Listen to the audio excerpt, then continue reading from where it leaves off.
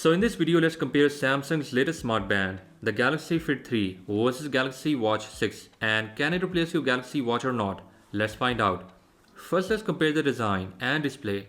Galaxy Fit 3 has a rectangular AMOLED display in this aluminum frame that gets pretty bright out in the daylight, but Galaxy Watch display is even brighter at 2000 nits.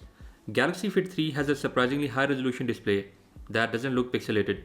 Galaxy Fit 3 has a 1.6-inch display, while Galaxy Watch 6 has a 1.5-inch display. Both have always-on display feature. For display, I'll definitely give this smartband a thumbs up. Next, let's talk about features and what Galaxy Watch offers while this band doesn't. Galaxy Fit 3 has a heart rate sensor that measures your heart rate continuously in the background, while blood oxygen sensor mostly takes a reading during a workout or while taking a nap.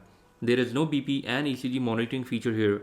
We also don't have any temperature monitoring sensor with this smartband, but it offers stress and cycle tracking data that you can use simply by swiping on these main tiles.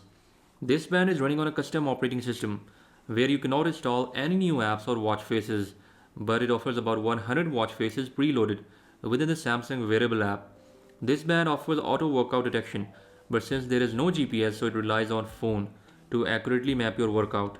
Galaxy Watch, on the other hand, offers auto workout detection with built-in GPS, and it has an LTE variant too, so you can keep your phone at home while you are out for a run. A lot of people want to know if you can make a call from this smartband.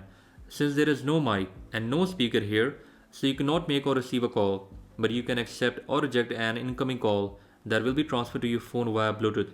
And same goes for WhatsApp calls. Whenever you get a notification, this band vibrates, and that's the only way it tells if there is any incoming call or message. You can reply to text and WhatsApp messages from the smartband using predefined templates, and you can also add new ones from phone, but there is no keyboard option here to write anything. While on Galaxy Watch, you have a dedicated keyboard to reply anything in text, plus there is voice to text option too that is not available on this smartband. The most interesting part is related to battery life.